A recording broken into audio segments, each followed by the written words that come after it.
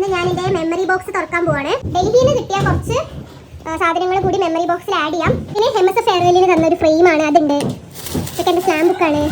അങ്ങനെ എനിക്ക് കിട്ടിയ കുറേ ഗിഫ്റ്റ്സും അവിടെ കുറേ സാധനങ്ങളുണ്ട്. ഗിഫ്റ്റ് മാത്രമല്ല, ഞാനിങ്ങനെ ട്രാവൽ ചെയ്തപ്പോൾ അവിടെ നിന്ന് കിട്ടിയ ബസ് ടിക്കറ്റ്, പിന്നെ അങ്ങനെ കുറേ സാധനങ്ങളുണ്ട്. എല്ലാം നമുക്ക് മെമ്മറി ബോക്സിലോട്ട് വയ്ക്കാം. മെമ്മറി ബോക്സ് എടുക്കുന്നത് ലാസ്റ്റ് വൃത്തിയാക്കുന്നൊരു സെഷനായി മാറിയിരിക്കുകയാണ്. വൃത്തിയാക്കി ഷോക്കേസിൽ വെക്കുന്ന ട്രോഫിയൊക്കെ ഇവിടെ മേലെ എടുത്ത് വെച്ചിരിക്കുകയാണ്.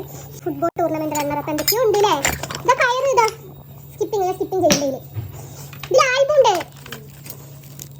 എൻ്റെ ഒപ്പം പഠിച്ച തഹാനി നോഫ എന്ന് പറഞ്ഞ ഫ്രണ്ട് തന്നെ ഗിഫ്റ്റാണ്. അതൊക്കെ ഇങ്ങനെ എടുത്ത് വെച്ച് ഈ ഒരു അവസ്ഥയിൽ ഇതൊക്കെ ഇപ്പോഴും നമുക്ക് കഴുകിയിട്ട് ഷോക്കേസിൽ വെക്കാനാണ് ഉമ്മ പറയുന്നത്.